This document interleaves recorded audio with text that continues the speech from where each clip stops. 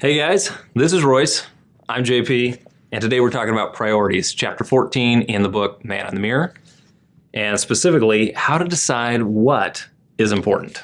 How do you decide what's important? Well, if we go back a chapter, he was talking about good decisions and, bad decisions. Right, how not to make the wrong decisions. Yeah. And so I think almost the opposite side of the last coin, where we're trying to weed out the bad things, and now we've got a group of good things. Now it's, what do we do with all of those potentially good things? Right. And so, like you said, how do I make good priorities? Mm-hmm. One interesting thing that I caught from this book, and I'm not positive it was from this chapter, but it's interesting that we think of work as a curse. Right. Work was around before the curse. Yep. And if we were to go back and say that, imagine there was no devil, no fall, that nobody ate the bad fruit off the bad tree, would there be evangelists? Would there be, all of the work that we think of as God's work? Right. Not really. I mean, there's garden tending, and there's, relationship building, and there's hanging out with God, and right. It would look very different. And so understanding that, so many times, especially, me, I'm like, I want to do God's work. I want to do something amazing with my life. I want to change lives. I want to be effective and all that.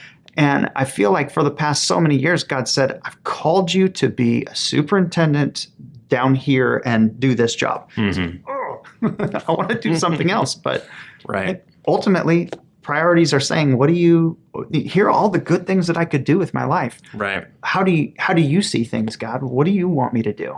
Well, it's interesting because just as you were describing that you've got some clarity because you have heard God's, the priorities he's handed you.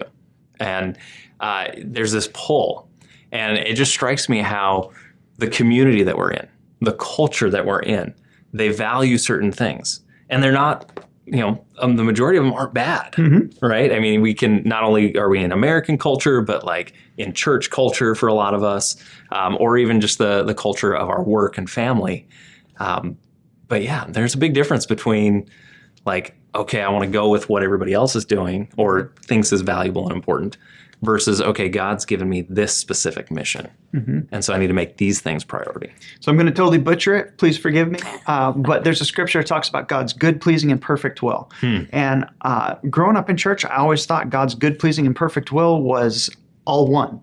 That there is a good, pleasing, and perfect will, and everything outside of that is not God's will for you. And it screwed it up. Yeah, understanding it now, I actually think there's a kind of a progression there of like, I'm not in his will at all, or I'm in his good will, or maybe I'm in his pleasing will, which that sounds pretty good, or maybe I'm in his perfect will.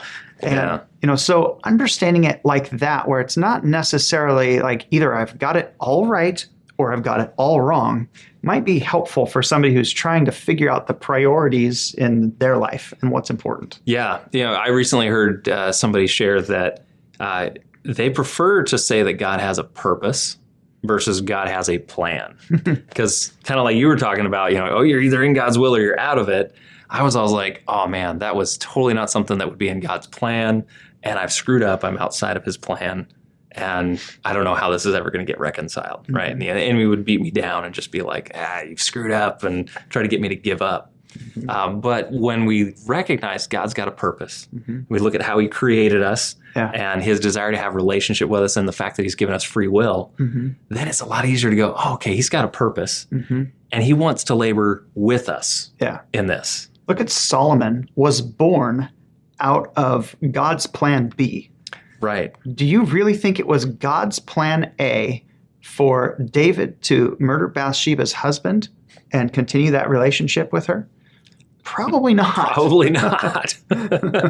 Yeah. Boy, that whole ancient culture, didn't he have a couple of other wives first? It's just like, man. So yeah, really interesting when you look at it like that. And that should really take a lot of the pressure off. Like as we're talking about priorities, people can start to get a little bit anxious, maybe even shut this off and just be like, you know what? I can't deal with that right now. Yeah. I think one of the best things to do with this, you read the chapter, care about your priorities, Yeah. care about what God's priorities are for you, but just work the right direction.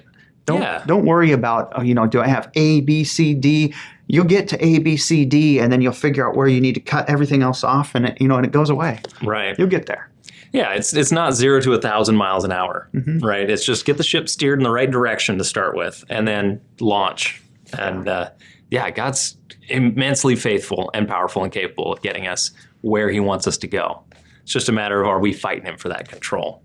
And so that's where adopting his priorities to the best of our knowledge. In fact, I think about how we've got the entirety of Scripture, and there's a certain amount of things you can read directly out of Scripture that's like, oh, that would be God's will for my life. But that doesn't necessarily say, well, should I buy the green car or the blue car? But walking with God, his Spirit is going to lead us into more of those specific and pertinent things. But just getting in that proper direction and getting started with something that you can easily see in Scripture. Okay, yes, I'm in God's will. I'm saved. I'm pursuing X, Y, and Z that's laid out in Scripture. Good, godly relationships. Let's look at these questions real quick. So, as usual, a bunch of good questions to really get you thinking and ideally talking, right, with each other, with us, with a mentor or a mentor. Is that what we talk discipleship? Yeah. Somebody who's discipling you. These just a great conversation starters. So, number one, how do your dreams and hopes for your children reflect your own priorities? Do they reveal any weak spots or blind spots in your thinking? Number two, read Matthew chapter 22, verses 36 through 38. What is and should be the significance of this command on the way we prioritize the use of our time and money? Priorities in different areas. And then give an example. Read John chapter 14, verses 15, 21, and 23. What is the relationship between obedience and loving God? Give an example in which you obeyed in some unpleasant situation out of love for God. Number four, what is one area of your relationship with God in which you are not doing all that you should? What is something practical you're willing to do to improve your relationship with him? Number five, read John chapter 15, verses 12 through 14. Who is someone you would be willing to die for, and why? Read Genesis chapter 2, verse 15. Is vocation a holy pursuit? In what ways can your vocation contribute to God's agenda? Number seven, what good work do you think God may be calling you to do? Number eight, is rest a priority with you, or do you feel guilty when you relax? Read Matthew 11, verses 28 through 30. What is Christ's position on rest?